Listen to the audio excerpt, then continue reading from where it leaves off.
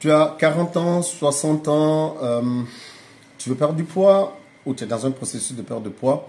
Voici 5 aliments dont tu devras te méfier. Je ne dis pas de les supprimer, mais dont tu devras te méfier et réduire leur consommation dans ton alimentation si tu veux pouvoir arriver à ton objectif. Reste jusqu'à la fin parce que le 5e, il va te surprendre. Aliment numéro 1, c'est l'alcool. Il faut savoir que l'alcool, il contient du sucre, il contient de l'éthanol, il contient ce que nous appelons des calories vides qui vont t'amener à prendre du poids, qui vont t'amener à consommer beaucoup de calories sans t'apporter des nutriments nécessaires au fonctionnement de ton organisme en fait. En alternative, je te conseillerais par exemple de te tourner vers les tisanes, vers les thés, vers les boissons sans alcool, etc. etc.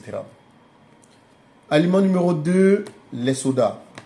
Les sodas, il faut dire qu'ils sont pleins de sucre, ils sont pleins d'autres éléments qui vont vous amener à consommer des calories vides encore.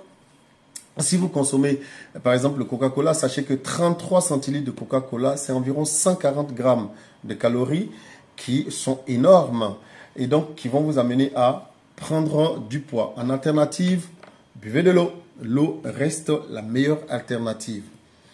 Aliment numéro 3, les plats industriels.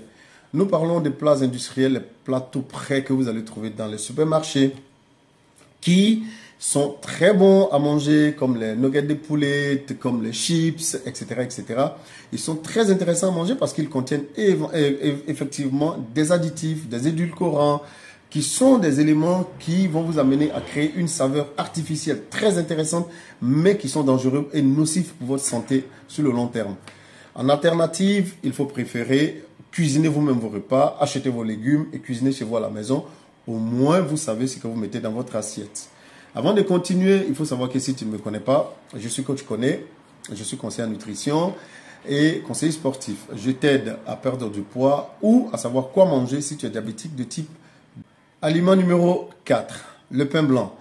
C'est l'un des pains les plus disponibles, les plus faciles à trouver, mais il faut savoir qu'il est fait à partir de farine complètement raffinée qui ne contient pratiquement plus de fibres. Or, les fibres, c'est très important. Premièrement, pour le transit intestinal et deuxièmement, pour la gestion de la glycémie.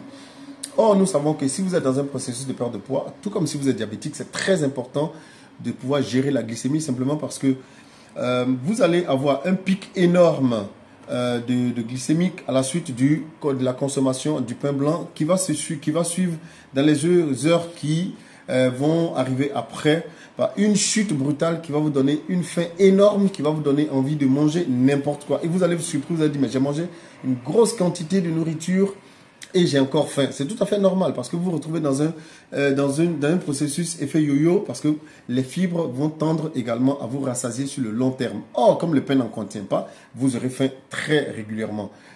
Alternative, tournez-vous vers le pain de blé complet, le pain de seigle qui contiennent non seulement des fibres, mais qui contiennent également, qui sont également des pains à indice glycémique assez bas. 5e et dernier aliment, ce sont les jus de fruits. On me dira, ah ben les jus de fruits, je les fais à la maison, mais il faut savoir que le jus de fruits, il a le désavantage de ne plus contenir de fibres. Et si vous le conservez en plus quelques heures, il va perdre les sels minéraux et les vitamines qu'il contient au départ. Par conséquent, il faut préférer manger les fruits frais. Les oranges, ne les pressez pas, mangez-les.